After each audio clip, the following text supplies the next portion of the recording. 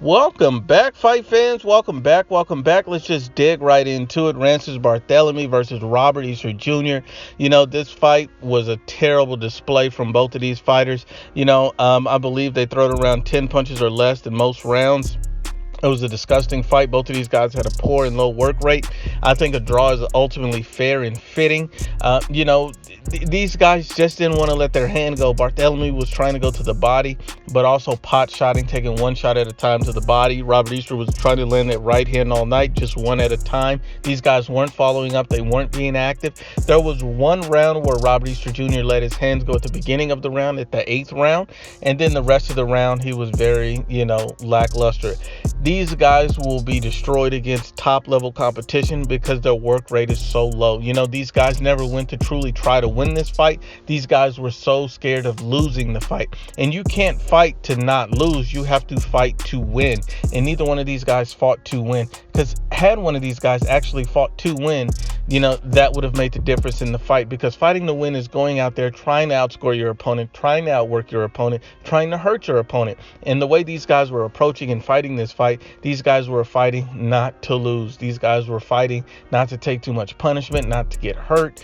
These guys never really went after an actual win. And so I think a draw was ultimately fitting. I seen all of the rounds and I thought it was, pretty much split dead even. Whether you gave one round to one guy or another, to decide the fight, I think a draw ultimately is fair. Both of these guys put on a terrible display in a hideous performance.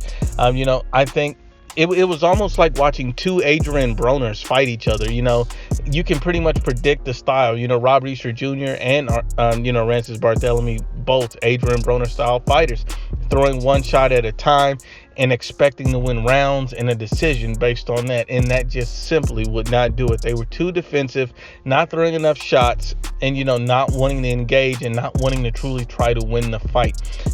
It's one thing they land a shot, but then not follow up with any counters, double or triple your jab. These guys just simply was not doing fundamental things. You could even hear both corners telling these guys, hey, let your hands go, do a little more. Come on, you got to get with it, because they noticed the other guy's opponent was simply not doing enough.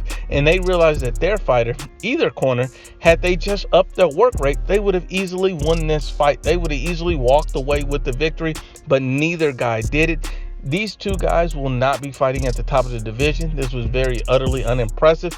And the worst thing is, coming off of losses, career-defining losses, both of these guys, one to Kirill Relic and one to Mikey Garcia, you expect that both of these guys would come in and, put on a hell of a performance where it's something very impressive, and their work rate was so tentative and low, and maybe the losses have affected them to the point where they're fighting tentative and cautious, and that will not accelerate these guys in their careers. But once again, unbiased as always, it's the IBFP. Please share, like, and you must absolutely subscribe.